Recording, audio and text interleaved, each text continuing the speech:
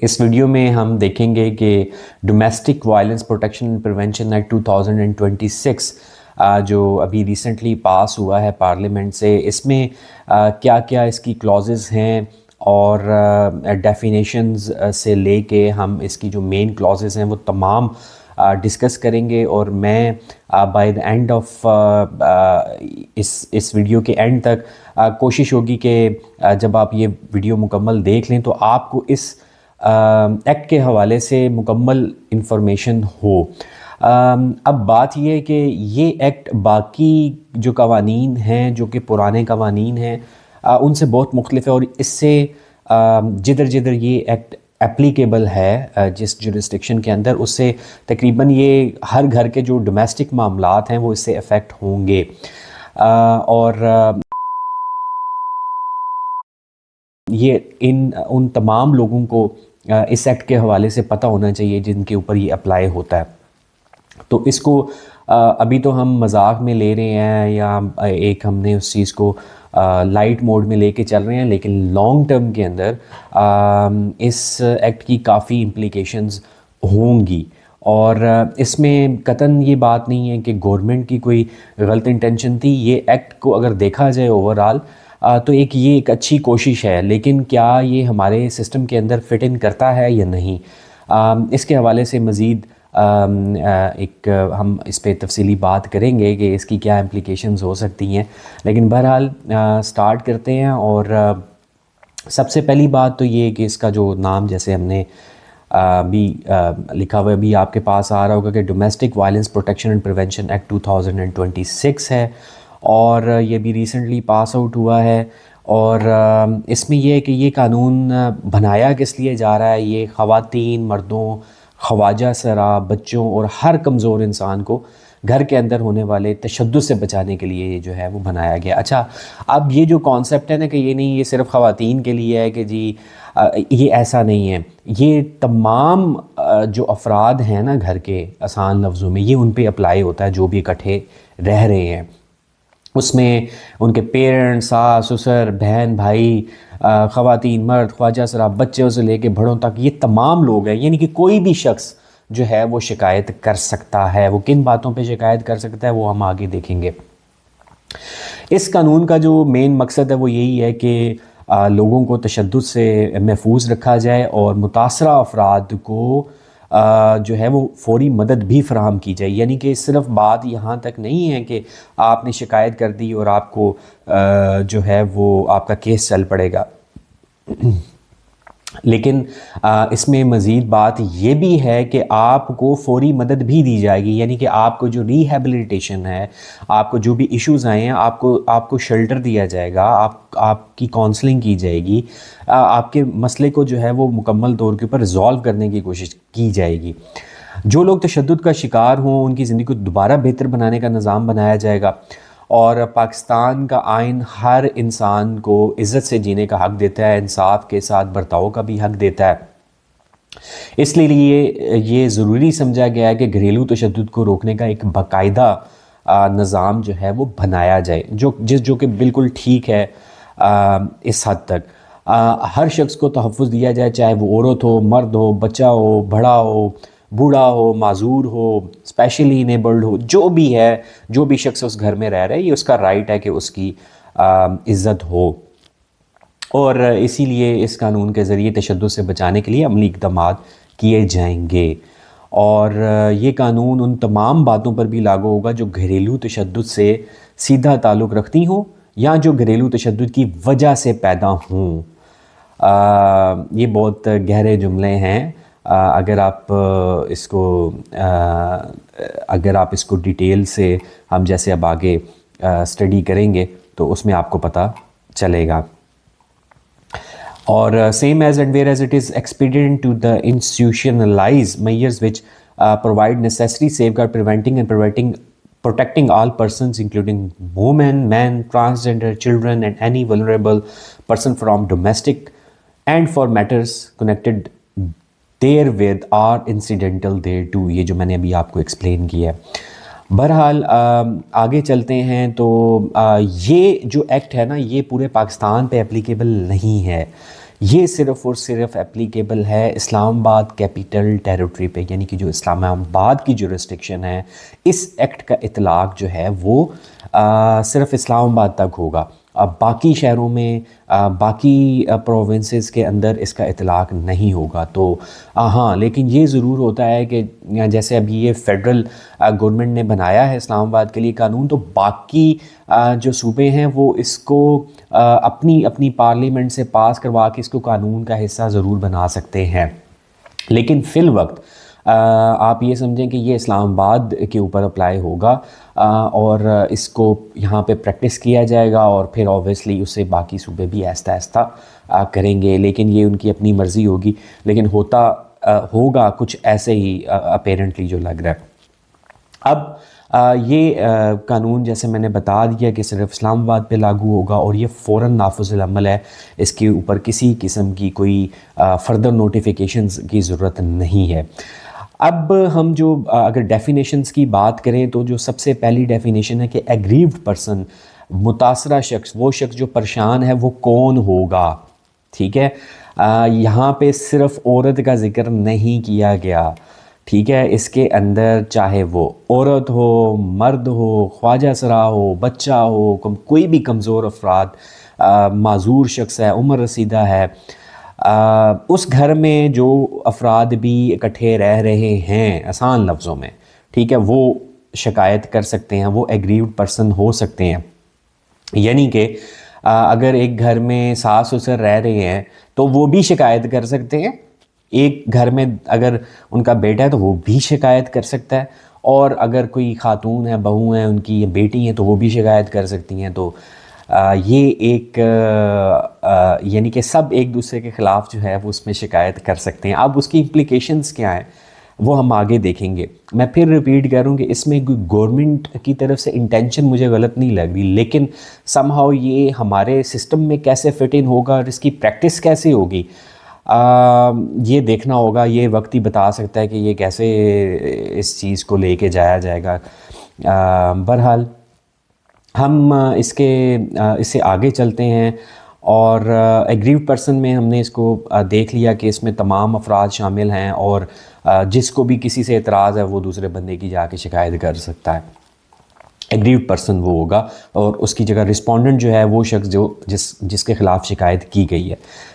Child से यहाँ पे क्या मुराद होगी इस एक्ट में? 18 साल से जिस भी बच्चे की उम्र कम होगी वो चाइल्ड तस्वर होगा, और वो इस घर के अंदर किसी शख्स के साथ रहा हो, चाहे वो अपना बच्चा हो, मुंह बोला बच्चा हो, सुतेला हो। इसमें तमाम, फिर वही बात है कि आप इसकी रूह को समझें कि वो तमाम वो लोग जो उस घर की प्रेमिसेस के अंदर रह रहे हैं वो इसका हिस्सा हैं।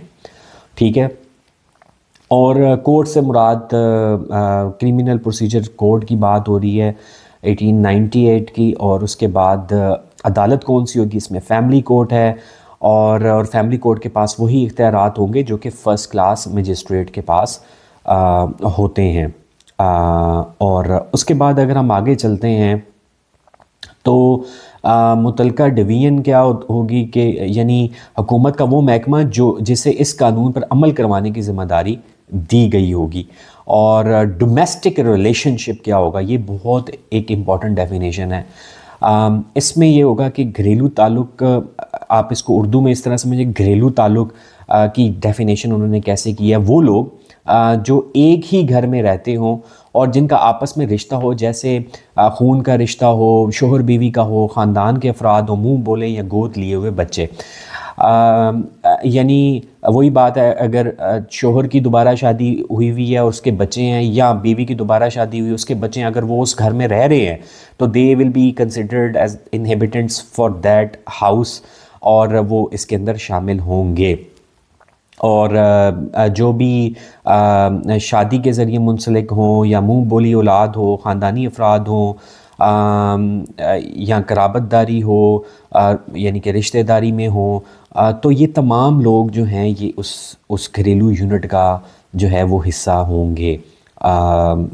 उसके बाद घरेलू तशद्दुद की जो तारीफ़ है वो क्या की गई है, वो ये है कि इसकी जो सेक्शन 3 अभी आगे आएगा तो उसके अंदर उसको डिफ़ाइन किएगा, तो हम उसी वक्त उसको देखेंगे। घर से क्या मुराद है? वो जगह जहाँ पे मुतासरा शख्स जो है वो अकेला रहता हो या किसी के साथ रहता हो, ठीक है, यानी कि अगर उसका कोई पोर्शन भी है तो वो उसी घर का कंसिडर होगा household where the aggrieved person lives in domestic relationship either singly or along with the respondent. वो अकेला भी हो सकता है और वो जो रिस्पोंडेंट है जिससे उससे शिकायत है वो उसके साथ भी हो सकता है, तो ये दोनों इसमें कवर्ड होते हैं। गवर्नमेंट से मुराद यहाँ पे फेडरल गवर्नमेंट है क्योंकि ये सिर्फ इस्लामाबाद कैपिटल टेरिटरी पे अप्लाई होता है।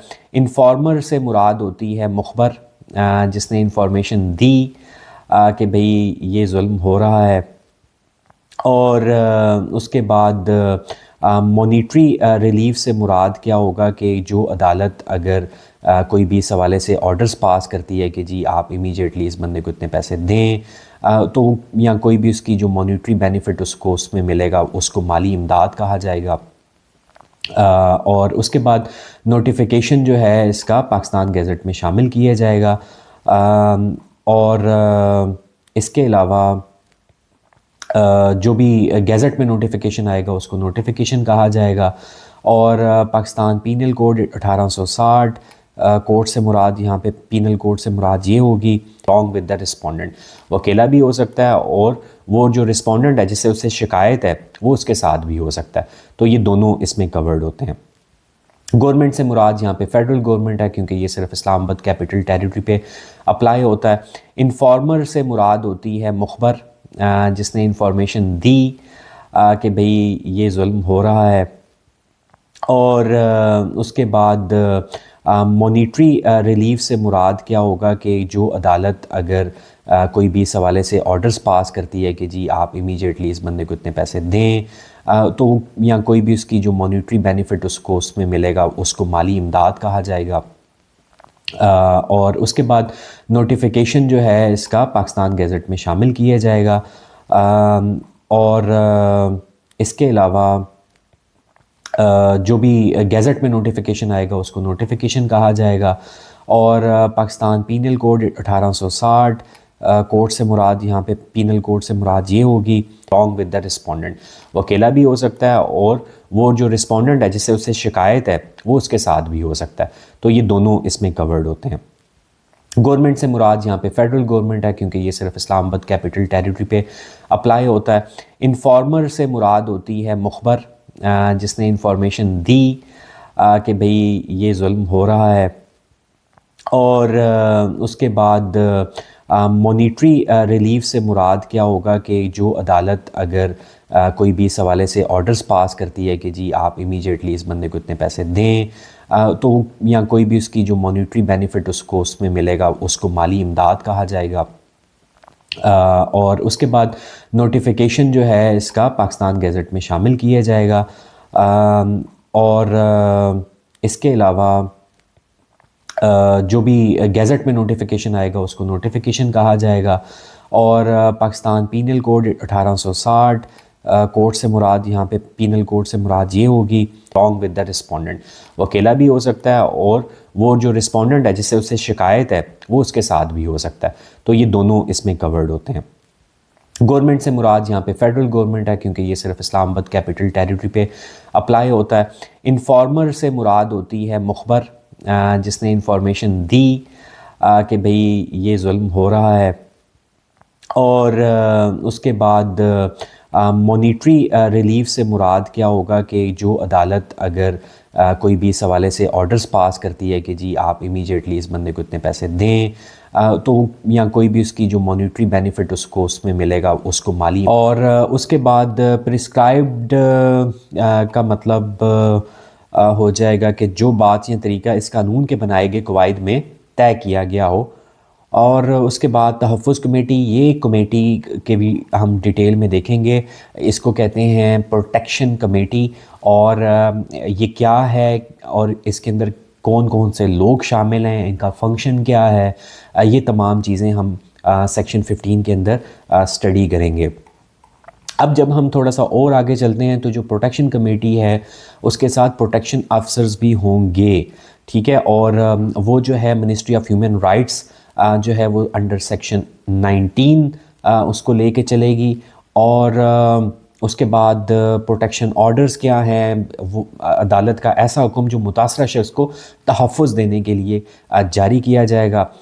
जवाबदेह फ़रीक कौन होगा, यानी कि जो रिस्पोंडेंट है वो कौन होगा इन केसेस में, जिस पर घरेलू तशद्दुद का इल्ज़ाम होगा, कि जिस शख्स ने घरेलू तशद्दुद किया होगा और जिसके ख़िलाफ़ मुतासरा शख्स अदालत से मदद मांगेगा या गी। और रिहाइश का हुक्म, अदालत का हुक्म जिसमें रिहाइश से मुतल्लिक फ़ैसला किया जाएगा, जिसको हम लोग पढ़ रहे हैं residence order in terms of section 9, जिसको हम आगे जाके देखेंगे। रूल्स भी इसी एक्ट के मुताबिक बनेंगे। अच्छा, इसमें सर्विस प्रोवाइडर्स जो हैं वो कौन होंगे? यहाँ पे सर्विस प्रोवाइडर के वो खिदमत फ्राहम करने वाले इदारे हैं, जैसा कि सरकारी इदारे भी हो सकते हैं, रजिस्टर्ड NGOs भी हो सकती हैं मुख्तलिफ। जो भी जो मुतासरा शख्स होगा ना, जैसे उसको शेल्टर होम कोई देना है या कानूनी, तिब्बी, माली या किसी भी किस्म की उसकी कोई इमदाद करनी है, तो वो इसके अंदर शामिल होंगे। और कमज़ोर शख्स कौन होगा? बुज़ुर्ग अफराद, ज़हनी या जिस्मानी माजूर अफराद जो हैं, सीखने में मुश्किल रखने वाले, या कोई भी शख्स जो किसी ख़ास वजह से ख़ुद को महफूज ना रख सके, तो उसको हम कहेंगे वल्नरेबल पर्सन, जो कि सबसे ज़्यादा अफेक्ट हो सकते हैं। अब बात करते हैं जो डोमेस्टिक वायलेंस है, इसकी डेफिनेशन क्या ली गई है। अगर मैं इसकी और उसके बाद प्रिस्क्राइब्ड का मतलब हो जाएगा कि जो बात या तरीका इस कानून के बनाए गए कवायद में तय किया गया हो। और उसके बाद तहफ़्फ़ुज़ कमेटी, ये कमेटी के भी हम डिटेल में देखेंगे। इसको कहते हैं प्रोटेक्शन कमेटी। और ये क्या है और इसके अंदर कौन कौन से लोग शामिल हैं, इनका फंक्शन क्या है, ये तमाम चीज़ें हम सेक्शन 15 के अंदर स्टडी करेंगे। अब जब हम थोड़ा सा और आगे चलते हैं तो जो प्रोटेक्शन कमेटी है उसके साथ प्रोटेक्शन अफसर्स भी होंगे, ठीक है। और वो जो है मिनिस्ट्री ऑफ ह्यूमन राइट्स जो है वो अंडर सेक्शन 19 उसको लेके चलेगी। और उसके बाद प्रोटेक्शन ऑर्डर्स क्या हैं, वो अदालत का ऐसा हुक्म जो मुतासरा शख्स को तहफ़्फ़ुज़ देने के लिए जारी किया जाएगा। जवाबदेह फ़रीक कौन होगा, यानी कि जो रिस्पोंडेंट है वो कौन होगा इन केसेस में, जिस पर घरेलू तशद्दुद का इल्ज़ाम होगा, कि जिस शख्स ने घरेलू तशद्दुद किया होगा और जिसके ख़िलाफ़ मुतासरा शख्स अदालत से मदद मांगेगा या गी।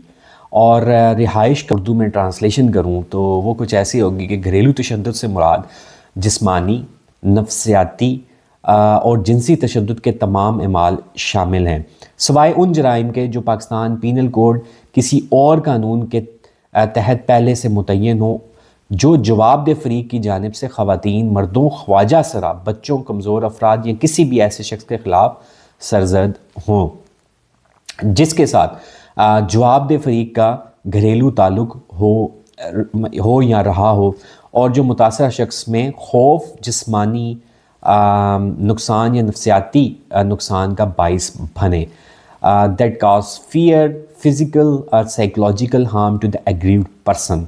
तो ये जो है ये डोमेस्टिक वायलेंस के अंदर आएगा, ठीक है। और आपको खौफ महसूस हो रहा है, आपको कोई जिस्मानी नुकसान हुआ है या ज़हनी अज़ियत पहुंची है, तो ये सब के सब जो हैं ये घरेलू तशद्दुद में आएंगे। और डराना, धमकाना, ये सारी चीज़ें भी इसी के अंदर फ़ाल करती हैं। तो बहरहाल ये कानून जो है, फिर रिपीट करते हैं इसको कि भाई ये बच्चों पे भी अप्लाई होता है, मर्द, ख्वाजा सराब, बुज़ुर्ग, हर कमज़ोर अफराद जो भी उसके। मैं इसलिए ये कह रहा हूँ कि इसकी हरगिज़ ये इंटेंशन नहीं है कि किसी ख़ास जेंडर को फेवर दी गई है, ये तमाम लोगों के लिए है। लेकिन फिर वही बात है कि इसकी implications with the passage of time क्या होंगी, क्या प्रैक्टिस होगा, that will decide the fate of this act. बहरहाल आगे हम बात करते हैं, इसकी एक एक्सप्लेनेशन दी गई है कि अगर घर के अंदर कोई ऐसा काम हो जो पहले ही पाकिस्तान पीनल कोड के तहत जुर्म है, जैसे शदीद मारपीट, जिनसी ज़्यादती वगैरह, तो इस केस पर ये नया कानून नहीं बल्कि वही पुराना फौजदारी कानून लागू होगा, यानी कि उस केस के ऊपर, और केस मुनासिब अदालत में चलेगा। यानी ये कानून फौजदारी कवानीन को ख़त्म नहीं करेगा, ना ही उनकी जगह लेता है, बल्कि साथ साथ उसके पैरेलल चलेगा ये कानून। अच्छा, फ़िज़िकल अब्यूज़ से क्या मुराद है? जिस्मानी तशद्दुद का मतलब सिर्फ मारना नहीं है, इसमें शामिल है किसी कमज़ोर शख्स को चोट पहुंचाना, मार पीट करना, ऐसा कोई भी अमल जिससे जिस्मानी नुकसान हो। और ये कानून वाज़ह तौर पर कहता है कि जो जराइम पहले ही पाकिस्तानी पीनल कोड में जिस्मानी नुकसान के तौर पर दर्ज हैं, वो सब यहाँ भी जिस्मानी तशद्दुद ही शुमार होंगे। जैसे लिखा हुआ है कि and includes all offences under chapters of the penal code. ठीक है, तो उसके बाद साइकोलॉजिकल एंड वर्बल अब्यूज़ क्या है?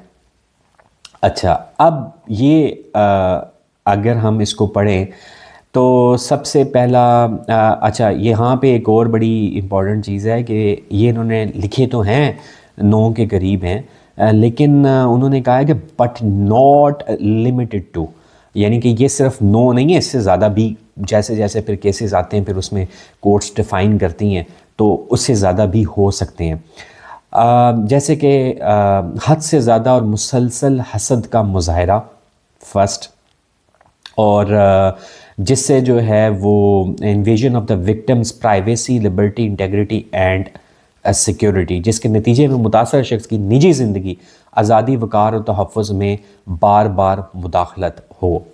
ये है पहला, यानी कि साइकोलॉजिकल और वर्बल अब्यूज़ की डेफिनेशन में। दूसरा है कि insults or ridicule directed to at the aggrieved person, मुतासर शख्स को तौहीन या तमस्खरा उड़ाना, ये भी इसमें शामिल है। Threats to cause physical pain to spouse और other members of the shared household, यानी कि शरीके हयात या मुश्तरका घराने के दीगर अफराद को जिस्मानी नुकसान पहुँचाने की धमकियाँ देना, बिल्कुल ठीक है। थ्रेट ऑफ डाइवोर्स और second marriage on baseless acquisition of insanity और इनफर्टिलिटी, बिला जवाज़ इल्ज़ामात मसलन पागलपन या बाजपन की बुनियाद पर तलाक या दूसरी शादी की धमकियां देना। अच्छा, ये जो जुमला है ना, अगर आप इंग्लिश में इसको पढ़ेंगे, थ्रेट्स ऑफ डाइवोर्स और सेकंड मैरिज, यानी कि तलाक या सेकंड मैरिज की धमकी देना ऑन बेसलेस, यानी कि इसकी जो वजह हो वो ये हो कि जी आप उसकी इंसैनिटी या इनफर्टिलिटी की बात यहाँ पे कर रहे हैं, यानी कि उस पर कोई ये 2 इल्ज़ाम लगा के आप उसको धमकी दे रहे हैं। ठीक है, तो आपने वैसे ही थ्रेट्स नहीं देने चाहिए, और लेकिन इस सेंटेंस का ये मतलब है। अब इसकी जो बाकी हम उसकी डिटेल में नहीं जाते, अभी हम इसकी अपेरेंट क्या चीज़ें हैं वो हम पढ़ रहे हैं, यानी कि बिला जवाज़ इल्ज़ामात मसलन पागलपन या बांझपन की बुनियाद पर तलाक या दूसरी जो है वो शादी की धमकियाँ देना। Bringing false allegation upon the character of a female member और any member of the shared household, बिल्कुल नहीं कर। किसी खातून रुकन या मुश्तरका घराने के किसी भी फ़र्द के किरदार पर झूठे इल्ज़ामात लगाना, ऑब्वियसली ये तो वैसे भी गलत है। और विलफुल और निगलिजेंट अबंडमेंट ऑफ द एग्रीव्ड पर्सन, जानबूझकर या लापरवाही के बस मुतासर शख्स को छोड़ देना। अच्छा, इससे अब देखें ना, अब ये बड़ी ज़बरदस्त चीज़ है कि अगर आपके घर में बुज़ुर्ग हैं और आप जो है वो उनको अनअटेंडेड छोड़ देते हैं, तो ये जुर्म होगा। तो इसमें अब क्या गलत है? ठीक है, ये बिल्कुल ठीक है, और इसमें नेग्लिजेंस नहीं होनी चाहिए। स्टॉकिंग करना, पीछा करना, हरास करना, और compelling the wife to cohabit with anybody other than the husband, और बीवी को मजबूर करना है कि वो शोहर के अलावा किसी के साथ रहे। तो इसमें कोई भी चीज़ ऐसी नहीं है कि जो आप कहेंगे जो गलत है। हाँ, अब इसको डिफ़ाइन कौन करेगा, क्योंकि जो क्वालिटेटिव चीज़ें होती हैं ना, जो क्वालिटेटिव वर्ड्स होते हैं, उनको रियल सेंस के अंदर प्रूफ करना और उस चीज़ को लेके चलना, वो बड़ा चैलेंजिंग हो जाता है कि आप और दूसरा सब अगर एक दूसरे पे इल्ज़ाम लगाने लग जाएंगे, तो फिर उस चीज़ का स्टॉकिंग करना, पीछा करना, हरास करना, और compelling the wife to cohabit with anybody other than the husband, और बीवी को मजबूर करना है कि वो शोहर के अलावा किसी के साथ रहे। तो इसमें कोई भी चीज़ ऐसी नहीं है कि जो आप कहेंगे जो गलत है। हाँ, अब इसको डिफ़ाइन कौन करेगा, क्योंकि जो क्वालिटेटिव चीज़ें होती हैं ना, जो क्वालिटेटिव वर्ड्स होते हैं, उनको उनको रियल सेंस के अंदर प्रूफ करना और उस चीज़ को लेके चलना वो बड़ा चैलेंजिंग हो जाता है कि आप और दूसरा सब अगर एक दूसरे पे इल्ज़ाम लगाने लग जाएंगे तो फिर उस चीज़ का स्टॉकिंग करना, पीछा करना, हरास करना और compelling the wife to cohabit with anybody other than the husband, और बीवी को मजबूर करना है कि वो शोहर के अलावा किसी के साथ रहे। तो इसमें कोई भी चीज़ ऐसी नहीं है कि जो आप कहेंगे जो गलत है। हाँ, अब इसको डिफ़ाइन कौन करेगा, क्योंकि जो क्वालिटेटिव चीज़ें होती हैं ना, जो क्वालिटेटिव वर्ड्स होते हैं, उनको उनको रियल सेंस के अंदर प्रूफ करना और उस चीज़ को लेके चलना वो बड़ा चैलेंजिंग हो जाता है कि आप और दूसरा सब अगर एक दूसरे पे इल्ज़ाम लगाने लग जाएंगे तो फिर उस चीज़ का स्टॉकिंग करना, पीछा करना, हरास करना और compelling the wife to cohabit with anybody other than the husband, और बीवी को मजबूर करना है कि वो शोहर के अलावा किसी के साथ रहे। तो इसमें कोई भी चीज़ ऐसी नहीं है कि जो आप कहेंगे जो गलत है। हाँ, अब इसको डिफ़ाइन कौन करेगा, क्योंकि जो क्वालिटेटिव चीज़ें होती हैं ना, जो क्वालिटेटिव वर्ड्स होते हैं, उनको उनको रियल सेंस के अंदर प्रूफ करना और उस चीज़ को लेके चलना वो बड़ा चैलेंजिंग हो जाता है कि आप और दूसरा सब अगर एक दूसरे पे इल्ज़ाम लगाने लग जाएंगे तो फिर उस चीज़ का स्टॉकिंग करना, पीछा करना, हरास करना और compelling the wife to cohabit with anybody other than the husband, और बीवी को मजबूर करना है कि वो शोहर के अलावा किसी के साथ रहे। तो इसमें कोई भी चीज़ ऐसी नहीं है कि जो आप कहेंगे जो गलत है। हाँ, अब इसको डिफ़ाइन कौन करेगा, क्योंकि जो क्वालिटेटिव चीज़ें होती हैं ना, जो क्वालिटेटिव वर्ड्स होते हैं, उनको उनको रियल सेंस के अंदर प्रूफ करना और उस चीज़ को लेके चलना वो बड़ा चैलेंजिंग हो जाता है कि आप और दूसरा सब अगर एक दूसरे पे इल्ज़ाम लगाने लग जाएंगे तो फिर उस चीज़ का स्टॉकिंग करना, पीछा करना, हरास करना और compelling the wife to cohabit with anybody other than the husband, और बीवी को मजबूर करना है कि वो शोहर के अलावा किसी के साथ रहे।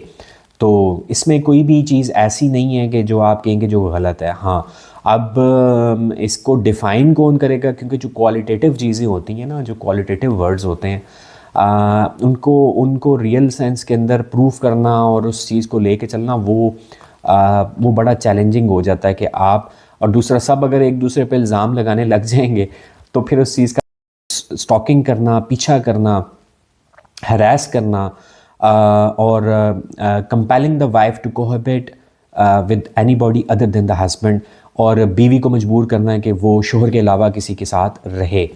तो इसमें कोई भी चीज़ ऐसी नहीं है कि जो आप कहेंगे जो गलत है। हाँ, अब इसको डिफ़ाइन कौन करेगा, क्योंकि जो क्वालिटेटिव चीज़ें होती हैं ना, जो क्वालिटेटिव वर्ड्स होते हैं, उनको उनको रियल सेंस के अंदर प्रूफ करना और उस चीज़ को लेके चलना वो बड़ा चैलेंजिंग हो जाता है कि आप और दूसरा सब अगर एक दूसरे पे इल्ज़ाम लगाने लग जाएंगे तो फिर उस चीज़ का स्टॉकिंग करना, पीछा करना, हरास करना और compelling the wife to cohabit with anybody other than the husband, और बीवी को मजबूर करना है कि वो शोहर के अलावा किसी के साथ रहे। तो इसमें कोई भी चीज़ ऐसी नहीं है कि जो आप कहेंगे जो गलत है। हाँ, अब इसको डिफ़ाइन कौन करेगा, क्योंकि जो क्वालिटेटिव चीज़ें होती हैं ना, जो क्वालिटेटिव वर्ड्स होते हैं, उनको उनको रियल सेंस के अंदर प्रूफ करना और उस चीज़ को लेके चलना वो बड़ा चैलेंजिंग हो जाता है कि आप और दूसरा सब अगर एक दूसरे पे इल्ज़ाम लगाने लग जाएंगे तो फिर उस चीज़ का स्टॉकिंग करना, पीछा करना, हरास करना और compelling the wife to cohabit with anybody other than the husband, और बीवी को मजबूर करना है कि वो शोहर के अलावा किसी के साथ रहे। तो इसमें कोई भी चीज़ ऐसी नहीं है कि जो आप कहेंगे जो गलत है। हाँ, फैसला कैसे किया जाएगा? बहरहाल अच्छा, इसमें सेक्सुअल अब्यूज़ का भी शामिल है। डिफ़ाइन कर दिया गया है कि includes any conduct of sexual nature that abuses, humiliates, degrades or otherwise violates the dignity of the vulnerable person or any other person। तो जिनसी तशद्दुद में किसी भी नोयत का ऐसा जिनसी अमल है जो किसी कमज़ोर शख्स या किसी भी दूसरे फ़र्द की इज़्ज़त नफ्स को मजरू करे, जलील करे, तौहीन करे या किसी और तरीके से पामाल करे। तो इसमें वजाहत भी दी गई है। एक्सप्लेनेशन 2 है जो इस दफ़ा के तहत ये तय करने के लिए कि जवाबदेह फ़रीक का कोई अमल, तर्क अमल या तर्ज़ अमल घरेलू तशद्दुद के ज़मरे में आता है, यानी केस के मजमूई हक़ाइक़ और हालात को मद्देनज़र रखा जाएगा। जो कोर्ट होगी वो एज ए होल उस मैटर को देखेगी, वो सिर्फ़ इस हद तक नहीं देखेगी और वो तमाम जो हक़ाइक़ हैं, जो चीज़ें हैं, वो उनको मद्देनज़र रख के फिर फ़ैसला करेगी। इसकी पनिशमेंट्स क्या होंगी? तो जो पनिशमेंट्स हैं वो हम अगर देखें तो अदालत 6 माह से 3 साल तक जेल दे सकती है, साथ में जुर्माना भी कर सकती है। ठीक है, ज़्यादा से ज़्यादा जुर्माना इसमें 1 लाख है, कम से कम 20,000 है और ये पैसे जो हैं मुतासरा शख्स को जो है वो दिए जाएंगे पैसे। और इसके साथ अगर जुर्माना ना दिया जाए तो फिर 3 माह की जेल भी हो सकती है। अगर वो जुर्माना नहीं देगा शख्स तो उसको 3 माह मज़ीद जेल हो जाएगी। और इसके अलावा अच्छा, इसमें एक और चीज़ है कि सिर्फ़ वो रिस्पोंडेंट नहीं ज़िम्मेदार कहलाएगा, बल्कि वो शख्स भी ज़िम्मेदार कहलाएगा जो उसकी मदद कर रहा है। यानी कि अगर कोई शख्स औरत जो है वो मर्द को मेंटली टॉर्चर कर रही है, या मर्द जो है औरत को कर रहा है, या घर का कोई भी फ़र्द एक दूसरे को कर रहा है, तो उसको कोई भी शख्स अगर एड कर रहा है, उसको फैसिलिटेट कर रहा है, तो वो भी उसके अंदर शामिल है। तो अगर कोई चुगली शुगली हो रही है तो फिर वो तमाम लोग उसमें आ जाएंगे। अच्छा, अब वही बात है कि अब अगर आप ये देखें कि अब इसमें जो जुर्माने की लिमिट है वो 1 लाख है। अब इसके अंदर अगर आप टोटल कॉस्ट देखेंगे इस पूरी हैसल की तो वो बहुत ज़्यादा है। ठीक है, और बहरहाल उसमें गवर्नमेंट फैसिलिटेट तो कर रही है, लेकिन हमारे मुल्क के हिसाब से तो ऑब्वियसली इतना भी बहुत है, लेकिन with the passage of time obviously आप अगर इसकी ओवरऑल कॉस्ट देखें तो वो तो बहुत ज़्यादा है ना। एक पूरे आप फैमिली सिस्टम को डिस्टर्ब कर रहे हैं और क्योंकि इन रियल सेंस तो इसकी कॉस्ट बहुत ज़्यादा है, मेंटल और मॉनिटरी टर्म्स के अंदर भी। बहरहाल फिर भी अच्छा, आगे चलते हैं। तो पिटिशन टू द कोर्ट, इसके अंदर क्या होगा कि मुतासरा शख्स जो है वो या मुतासरा शख्स की इजाज़त से कोई भी दूसरा शख्स जो प्रोटेक्शन अफसर होगा उसके ज़रिए इस अदालत में दरख्वास्त दायर कर सकता है, जिसका दायरे इख्तियार में अच्छा, इसमें जो है दायरे इख्तियार में मुतासरा शख्स रहता हो या कारोबार करता हो, वो जगह जहाँ रिस्पोंडेंट जो है, जो जवाबदेह है फ़रीक, मुतासरा शख्स आखिरी मरतबा इकट्ठे रहते थे। ठीक है, यानी कि अगर वो इस्लामाबाद की जुरिस्डिक्शन में कारोबार करता है और उसके साथ जो है वो उस जगह के ऊपर लास्ट टाइम वहाँ पे रहे हैं किसी भी जगह पे, तो वो इसके अंदर शामिल होंगे। अच्छा, अदालत दरख्वास्त मसूल होने की तारीख से 7 दिन से ज़्यादा ताख़ीर किए बगैर पहली समात मुकर्रर करेगी। और इसके अलावा जो नोटिस वगैरह हो जाएंगे और अदालत आर्जी हुक्म जारी किए बग़ैर इसके साथ जवाबदेह फ़रीक को नोटिस जारी करेगी और उसे नोटिस मसूल होने के 7 दिन के अंदर वजह बताने का हुक्म देगी। दरख्वास्त में लगाए गए घरेलू तशद्दुद के इल्ज़ामात की बुनियाद पर उसके ख़िलाफ़ तहफ़्फ़ुज़ी हुक्म या प्रोटेक्शन ऑर्डर हुक्म जारी क्यों ना किया जाए, उसे मतलब उसमें पूछा जाएगा। प्रोटेक्शन ऑर्डर के हवाले से हमने अभी ऊपर डिस्कस किया, आगे भी आएगा। अच्छा, इस दरख्वास्त का जो फ़ैसला है ना, यानी कि कोर्ट वो 90 दिन के अंदर करने की पाबंद होगी। अगर इससे ज़्यादा इल्तवा होगा तो उसमें फिर कोर्ट को स्पेशली बताना पड़ेगा कि ये किन रीज़न्स की वजह से केस डिले हुआ है। अच्छा, अब ये हो गया। उसके बाद अगर हम देखें कि ये एक बड़ा इंटरेस्टिंग है, section 6, right to reside in a house. इसमें क्या है कि उस वक्त नाफिज किसी भी दूसरे कानून में मौजूद किसी बात के बावजूद मुतासरा शख्स को मुश्तरका घर में रहने का हक हासिल होगा, ख्वाह उस मुश्तरका घर में मुतासरा शख्स का कोई कानूनी हक, मलकियत या फ़ायदा मंद मुफाद मौजूद हो या ना हो। यानी कि जिस घर में इशू हुआ है उस मुतासरा शख्स को उसमें वो वापस जाएगा। ठीक है, और वो उसी घर में रहेगा, किसी खिदमात फ्राहम करने वाले इदारे की जानिब से मुहैया करदा शेल्टर होम में रिहाइश इख्तियार करेगा, ये भी पॉसिबल हो सकता है।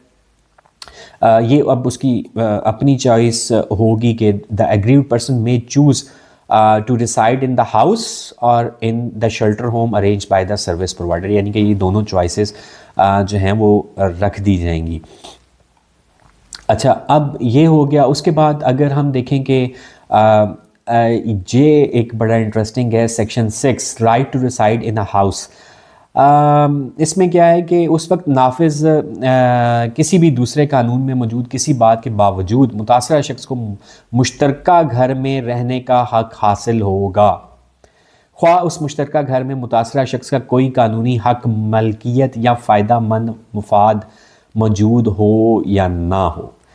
यानी कि जिस घर में इशू हुआ है उस मुतासरा शख्स को, उसमें वो वापस जाएगा, ठीक है, और वो उसी घर में रहेगा, किसी खिदमात फ्राहम करने वाले इदारे की जानिब से मुहैया करदा शेल्टर होम में रिहाइश इख्तियार करेगा, ये भी पॉसिबल हो सकता है।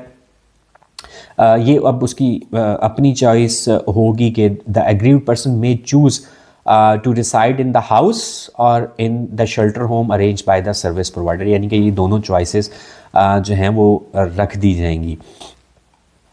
अच्छा, अब ये हो गया। उसके बाद अगर हम देखें कि ये एक बड़ा इंटरेस्टिंग है, section 6, right to reside in a house. इसमें क्या है कि उस वक्त नाफिज किसी भी दूसरे कानून में मौजूद किसी बात के बावजूद मुतासरा शख्स को मुश्तरका घर में रहने का हक हासिल होगा, ख्वाह उस मुश्तरका घर में मुतासरा शख्स का कोई कानूनी हक, मलकियत या फ़ायदा मंद मुफाद मौजूद हो या ना हो। यानी कि जिस घर में इशू हुआ है उस मुतासरा शख्स को, उसमें वो वापस जाएगा, ठीक है, और वो उसी घर में रहेगा, किसी खिदमात फ्राहम करने वाले इदारे की जानिब से मुहैया करदा शेल्टर होम में रिहाइश इख्तियार करेगा, ये भी पॉसिबल हो सकता है। ये अब उसकी अपनी चॉइस होगी कि the aggrieved person may choose to reside in the house और in the shelter home arrange by the service provider, यानी कि ये दोनों चॉइसेस जो हैं वो रख दी जाएंगी। अच्छा, अब ये हो गया। उसके बाद अगर हम देखें कि ये एक बड़ा इंटरेस्टिंग है, section 6, right to reside in a house. इसमें क्या है कि उस वक्त नाफिज किसी भी दूसरे कानून में मौजूद किसी बात के बावजूद मुतासरा शख्स को मुश्तरका घर में, तो ये भी बड़ा इंटरेस्टिंग है। उसके बाद सेक्शन 7 जो है, power to grant interim order. इस एक्ट के तहत किसी भी कार्रवाई में अदालत दरख्वास्त के किसी भी मरहले या वक्त पर ऐसा अबूरी हुक्म जारी कर सकती है जैसा कि वो मुनसफाना और मुनासिब समझे। अगर अदालत इस बात से मुतमईन है कि दरख्वास्त बादिउल नज़र में ये ज़ाहिर करती है कि जवाबदेह फ़रीक ने घरेलू तशद्दुद का कोई अमल किया है, इसके साथ या इस बात का इम्कान मौजूद है कि जवाबदेह फ़रीक घरेलू तशद्दुद का कोई अमल कर सकता है, यानी कि किया है या कर सकता है, दोनों सूरतों में, तो अदालत जो है वो मुतासरा शख्स के हलफनामे पे, यानी कि जो एग्रीड पर्सन है, जो मुतासरा शख्स है जिसको परेशानी है, वो एक एफिडेविट देगा, हलफनामा देगा अदालत में, और वो कहेगा कि जी ये इस तरह मेरे साथ हुआ है, या किसी दूसरे सबूत, उसके साथ कोई एडिशनल अगर सबूत है अंडर सेक्शन 8, 9, 10 के तहत जवाबदेह फ़रीक के ख़िलाफ़ अदालत में पेश होने से कबल भी हुक्म जारी कर सकती है। तो इस केस के अंदर अदालत जो है वो उसके यानी कि अगर आप अदालत में पेश होने से कबल भी हुक्म जारी कर सकती है। It may issue order on the basis of an affidavit of the aggrieved person और any other evidence or material before the court as provided under section 8, 9, 10 against the respondent। अब सेक्शन 8, 9, 10 को अगर हम देखते हैं तो उसमें क्या है कि प्रोटेक्शन ऑर्डर्स एंड रेजिडेंस। अब इसके अंदर उसको क्या प्रोटेक्शन ऑर्डर्स जो हैं वो देगी अदालत जो है। अगर अदालत इस बात से मुतमईन हो के बादिउल नज़र में घरेलू तशद्दुद वाक़या हो चुका है या इसके वाक़या होने का इम्कान है, तो अदालत मुतासर शख्स के हक़ में तहफ़्फ़ुज़ी हुक्म, यानी कि जिसको प्रोटेक्शन ऑर्डर कहा जाएगा, वो जारी कर सकती है। और जवाबदेह फरीक को हदायत दे सकती है कि वो घरेलू तशद्दुद का कोई मज़ीद अमल मत करे। मुतासरा शख्स से किसी भी सूरत में ख्वाह ज़ाती या ज़ुबानी या तहरीरी या इलेक्ट्रॉनिक, टेलीफोनिक या मोबाइल के ज़रिए इस्तिस्ना के साथ या बग़ैर कोई राब्ता ना करे। यानी कि इसका ये मतलब होगा कि इन दोनों के दरमियान किसी किस्म का कोई राब्ता ना करने के भी ऑर्डर्स हो सकते हैं। तो जो रिकन्सिलेशन है वो फिर कैसे होगी अगर दोनों पार्टीज़ करना चाहेंगी? तो बहरहाल ये भी एक सवाल है, क्योंकि इसमें क्लियरली लिखा हुआ है not to have any communication in any form manner including personal, oral or written, electronic or telephonic or cellular with the aggrieved person with or without exceptions. तो ये भी एक चैलेंजिंग हो जाएगा। बहरहाल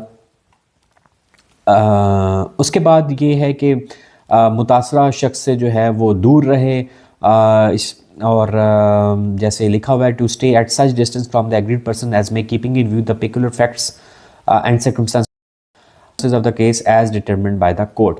और इसके साथ मुतासरा शख्स से उस फासले पर रहे जो अदालत केस के मखसूस हक़ाइक़ और हालात को मद्देनज़र रखते हुए मुकर्रर करे। और अगर संगीन तशद्दुद की सूरत में मुतासरा शख्स की जान, इज़्ज़त या शोहरत को ख़तरा लायक हो तो घर खाली कर दे। यानी कि उसको जिस घर में वो रह रहा है, चाहे वो उसको ओन करता है, उसको उस घर से भी निकाला जा सकता है।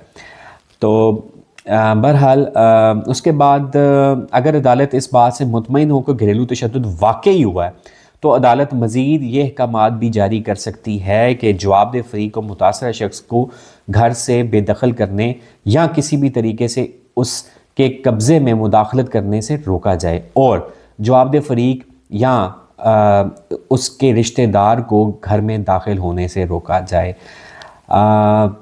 फिर मैं कह रहा हूँ कि it all depends how someone uses, कि वो इस एक्ट को कैसे यूज़ करता है और घर के कितने अफराद यूज़ करते हैं एक दूसरे के अगेंस्ट, तो फिर क्या होगा।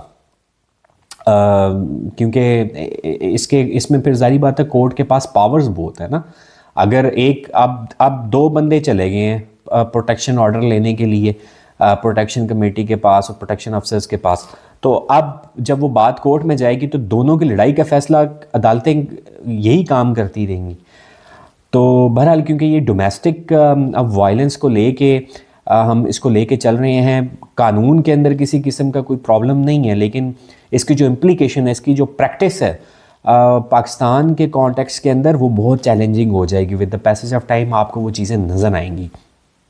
बहरहाल जैसे ये सेक्शन 8 के सब सेक्शन 2 में लिखा हुआ है कि in addition to the order under sub section 1, जो कि हमने अभी ऊपर डिस्कस की है, और otherwise the court on being satisfied the domestic violence has been taken may pass an order restraining the respondent from dispossessing or in any other manner disturbing the possession of the agreed person from the household, restraining the respondent or any of his or her relatives from entering the household। यानी कि अगर respondent के for example खातून है, उसकी बीवी है, अगर उसके बहन भाई या उसके जो पेरेंट्स हैं, अगर वो कोई मेंटल टॉर्चर कर रहे हैं तो उनको भी रोका जा सकता है इस कानून के मुताबिक। या फिर अगर लड़का है तो लड़के के कोई रिलेटिव्स हैं जो कि इसमें कोई प्रॉब्लम्स क्रिएट कर रहे हैं, तो वो उनको भी ऑर्डर्स कर सकती है कि भाई आप ये नहीं करेंगे, तो उनको घर आने से मना किया जा सकता है। लड़की के घर वालों को आने से मना किया जा सकता है। तो it's a two way story again. जो लिखा हुआ है अगर इसकी इंटरप्रिटेशन करें तो वो तो ये बनती है। बहरहाल आप ख़ुद भी पढ़ रहे हैं। अब आगे बात करते हैं तो वो ये है कि अदालत जवाबदेह फरीक को घरेलू तशद्दुद की रोकथाम के लिए ज़मानतनामा दाखिल करने का हुक्म भी दे सकती है। ठीक है। और उसके बाद क्या आ जाएगा कि सबसेक्शन 5 में जो कि है कि जैसे सब सेक्शंस हैं 1, 2 और 3 के तहत हुक्म जारी करते वक्त अदालत करीबी पुलिस स्टेशन के इंचार्ज अफसर इनके SHO को मुतासरा शख्स को तहफ़्फ़ुज़ फ़राहम करने या हुक्म पर अमल दरामद में भी मदद, ऑब्वियसली जो गवर्नमेंट मशीनरी होती है या जो इदारे होते हैं वो तो अदालत को सपोर्ट करेंगे ही। और इसी तरह सेक्शन 2 के हुक्म के जारी करते वक्त अदालत जवाबदेह फरीक पर किराया या दीगर अदायगियों से मुतल्लिक जिम्मेदारियां भी आयद कर सकती है। फ़रीक़ैन की माली ज़रूरियात और वसाइल को नज़र रखते हुए, यानी कि चाहे आपको घर से निकाल भी दिया, लेकिन अगर आप उस घर का किराया आप दे रहे थे तो वो आपने देना है। तो फिर यही बात है कि ये कैसे इन चीज़ों को लेके चला जाएगा बहरहाल।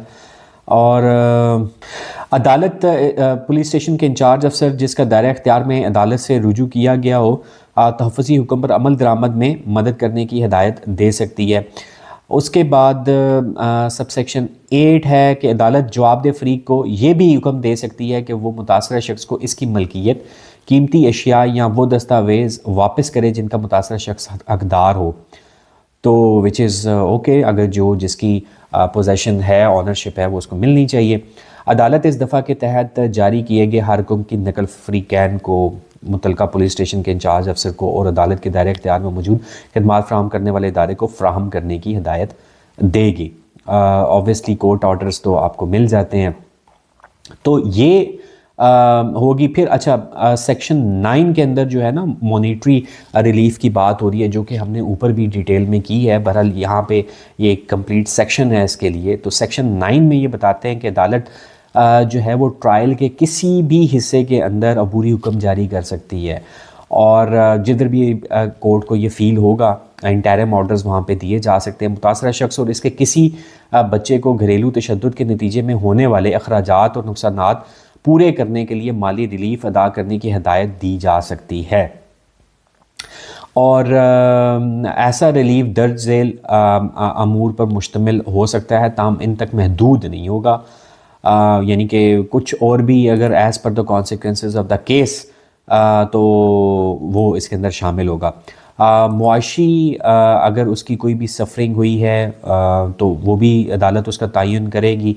और इसके अलावा अगर आपकी कोई उनकी जो कमाई है उसके अंदर कोई कमी आ गई है इस तशद्दुद की वजह से, तो वो भी इसके कोई मेडिकल एक्सपेंसेस हैं, कोई इलाज मुआलजे के इस दौरान कोई एक्सपेंसेस आए हैं तो वो भी पे करने पड़ेंगे, तिब्बी अखराजात। और मुतासर शख्स के ज़ेर इख्तियार किसी भी जायदाद की तबाही, नुकसान या छीने जाने के बाइस होने वाले नुकसान, और ई के अंदर जो बताया गया है कि मुतासर शख्स और अगर हों तो बच्चों की कफ़ालत, जिसमें किसी भी नाफिजुल अमल कानून के तहत कफ़ालत के हुक्म के अलावा या उसके साथ जारी किया गया हुक्म भी शामिल होगा। तो ये तमाम के तमाम आप मॉनिटरी रिलीफ के अंदर आएंगे। और again it's a two way. औरतों के केस के अंदर सारी बात है, अगर बच्चे उनके साथ हैं तो उनका ख़र्चा भी है। और मर्दों के केस के अंदर अब ये कैसे इस चीज़ को आप करते हैं, क्योंकि एग्रीव्ड पर्सन की डेफिनेशन के अंदर तो तमाम लोग शामिल हैं। तो बहरहाल अगर हम आगे चलें तो इसके अंदर ये है कि respondent shall pay the monetary relief granted to the aggrieved person within the prescribed specified period specified in the order made under section sub 1। तो मुकर्रर मुद्दत के अंदर मुतासर शख्स को दी गई माली रिलीफ अदा करने का पाबंद होगा। और अगर जवाबदेह फरीक अंडर सब सेक्शन 2 जो है के तहत जारी हुक्म के मुताबिक अदायगी करने में नाकाम रहे तो अदालत जवाबदेह फरीक को फरीक के जो उसका जो एम्प्लॉयर होगा या अगर कोई उसका मकरूज़ होगा तो हिदायत उनको दे सकती है कि मुतासर शख्स को बराह रास्त अदायगी करे। यानी कि अगर वो किसी जगह जॉब कर रहा है या कर रही है तो वो वहाँ से डायरेक्ट ऑर्डर्स करवा के जो है कोर्ट कहेगी कि भाई आप इसको डायरेक्ट पैसे दें। तो फिर अगेन ये कि एग्रीड पर्सन की अगर डेफिनेशन पढ़े तो उसमें मर्द, ख़वातीन, औरत, बच्चे, ख्वाजा सरा सब आते हैं। तो सिर्फ ये नहीं है कि औरत ऑर्डर्स ले सकती है, प्रोटेक्शन ऑर्डर्स में मॉनिटरी रिलीफ मर्द भी ले सकता है और वो किसी भी शख्स से ले सकता है। तो बहरहाल और ऐसी जमा शुदा रकम को जवाबदेह फरीक पर वाजिबुल अदा माली रिलीफ में एडजस्ट कर दिया जाएगा। यानी कि जो टोटल रिलीफ होगा उसके अंदर ये अमाउंट जो है वो एडजस्ट हो जाएगी। अच्छा, अब उसके बाद कस्टडी ऑर्डर्स के हवाले से अगर देखें तो इस वक्त नाफिज किसी भी दूसरे कानून में मौजूद किसी बात के बावजूद अदालत इस एक्ट के तहत तहफ़्फ़ुज़ी हुक्म या किसी और रिलीफ के लिए दायर दरख्वास्त के किसी भी मरहले पर मुतासर शख्स की आर्जी तहवील किसी मुनासिब शख्स या अथॉरिटी के सपोर्ट करने का हुक्म दे सकती है, बशर्ते कि अगर मुतासर शख्स बच्चा हो तो मुनासिब शख्स या खिदमात फ्राहम करने वाले इदारों का तयन अदालत गार्डियंस एंड वार्ड्स एक्ट 1890 के तहत होगा।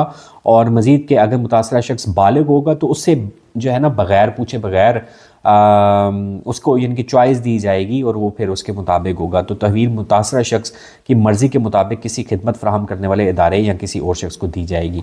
तो दोनों के लिए तरीक़ेकार मुख्तलिफ है, बच्चों के केस में डिफरेंट है, नाबालिग जो हैं और जो बड़े एडल्ट्स होते हैं उनके लिए तरीक़ेकार डिफरेंट होगा कि उनको चॉइस दी जाएगी। तो बहरहाल अगर आगे चलते हैं तो सेक्शन 11 है और इसके अंदर ये कहा गया है कि अगर सेक्शन 7 के तहत कोई अबूरी हुक्म किया गया है या फिर सेक्शन 8 के तहत जारी किया गया तहफ़्फ़ुज़ी प्रोटेक्शन ऑर्डर या फिर सेक्शन 10 के तहत जारी किया गया जो तहवील ऑर्डर है, कस्टडी ऑर्डर, उस वक्त तक नाफिजुल अमर रहेंगे जब तक मुतासर शख्स ऐसे हुक्म के ख़ात्मे के लिए दरख्वास्त ना दे। यानी कि सेक्शन 7, 8 और 10। अब आप ऊपर देखें तो सेक्शन 7, 8 और 10 में क्या क्या है। अगर बात करें सेक्शन 7 की तो सेक्शन 7 है जनाब आपका power to grant interim order, जो कि कोर्ट के इख्तियारात हैं, वो किसी किस्म का भी इंटरम ऑर्डर दे सकती है। सेक्शन 8 जो है वो protection orders and residence orders हैं, यानी कि उस शख्स को, एग्रीड पर्सन को किसी भी किस्म की कोई प्रोटेक्शन दी जा सकती है और उसको रिहायशी हकूक़ दिए जा सकते हैं। और फिर उसके बाद 9 जो है वो मॉनिटरी रिलीफ है और उसके बाद जो है वो आपके पास 10 जो है वो कस्टडी ऑर्डर्स हैं। तो ये तमाम के तमाम ऑर्डर्स जो हैं 7, 8 और 10, 9 नहीं है इसमें, तो ये तमाम के तमाम ऑर्डर्स जो है ऐसे हुक्म के खात्मे की दरख्वास्त ना दे जब तक तो तब तक वो नाफुजुल अमल रहेंगे। यानी कि इसमें जो एग्रीड पर्सन है उसका मानना बहुत ज़रूरी है सेक्शन 7, 8 और 10 के लिए। बहरहाल आगे चलते हैं तो अगर अदालत को किसी भी मरहले पर मुतासर शख्स या जवाबदेह फरीक की दरख्वास्त मौसूल होने पर यह इत्मीनान हो जाए कि हालात में ऐसी तब्दीली आ चुकी है जिसकी वजह से इस एक्ट के तहत जारी किसी भी हुक्म में तरमीम, तब्दीली या वापसी ज़रूरी है, तो अदालत तहरीरी वजूहात दर्ज करते हुए ऐसा हुक्म जारी कर सकती है जैसे कि वो मुनासिब समझे। यानी कि ये भी ऑप्शन कोर्ट के पास मौजूद होती है। और रिहायशी हुक्म उस वक्त तक नाफिजुल अमल रहेगा जब तक अदालत इसमें तब्दीली ना करे। यानी कि उस शख्स को मुकम्मल प्रोटेक्शन होगी उस घर के अंदर और कोई और बंदा उस घर में अगर अदालत ने कह दिया तो वो फिर नहीं जा सकेगा। और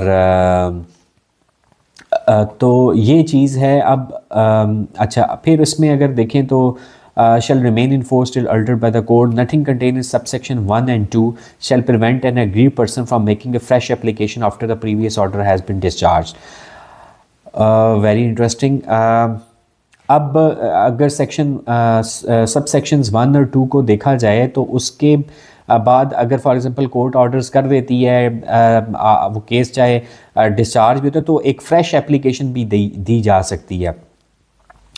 कोई बात मुतासर शख्स को इस बात से नहीं रोकेगी कि पिछला हुक्म ख़त्म होने के बाद वो नई दरख्वास्त दायर करे। यानी कि आप रिपीटेड एप्लीकेशंस भी दे सकते हैं। एक दरख्वास्त का फ़ैसला हो गया है तो अब आपको फिर आपको मेंटल टॉर्चर हुआ है, आपको अब्यूज़ हुआ है, आपने ये फ़ील किया तो आप जनाब दोबारा दरख्वास्त भी दें। तो इट्स अगेन मैं फिर यही कहूँगा कि कानून बहुत अच्छा है लेकिन इसका जो यूजेज होना है और जो इसकी इम्प्लीकेशन है, क्या वो हमारे सिस्टम को, हमारी फैमिली सिस्टम को सूट करती है कि नहीं। और इसमें आप यही इमेजिन कर लें कि क्या सास ससुर जो हैं वो बहू को के अगेंस्ट एप्लीकेशन दे देंगे और फिर बहू जो है वो सास ससुर के अगेंस्ट दे देगी, या फिर लड़का जो है वो अपने पेरेंट्स के अगेंस्ट दे देगा, या पेरेंट्स अपने जो है वो लड़के के अपने बेटे के अगेंस्ट दे देंगे, और या फिर ये है कि जो लड़का है वो अपने इन लॉस के अगेंस्ट दे देगा इंटरफेरेंस के लिए। तो this all will create a lot of questions जिसका आंसर जो है वो टाइम ही दे सकता है, वो तो पता चलेगा।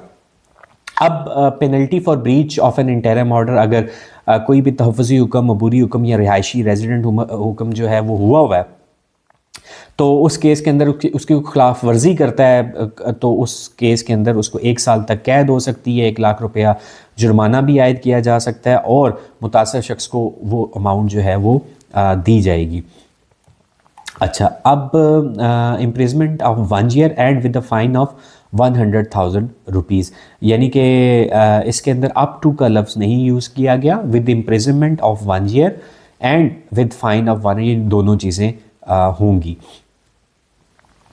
अच्छा, अब आगे चलते हैं तो any person aggrieved by the final decision of the court में within the 10 days of the final judgement और order of the court prefer an appeal, यानी कि कोई भी अगर ऑर्डर्स होते हैं इस केस में तो 10 दिन के अंदर अंदर आपने उसकी अपील जो है वो फाइल करनी है। इसमें यह है कि any person aggrieved by order of the court under section 12 में फ़ाइल, अगर सेक्शन 12 के तहत कोर्ट ऑर्डर करती है तो उस केस के अंदर विद इन 30 days आपने जो है वो कोर्ट ऑफ सेशन में appeal court and the court of session shall decide, आपने अपील फाइल करनी है जिसका फ़ैसला 60 दिनों के अंदर होगा।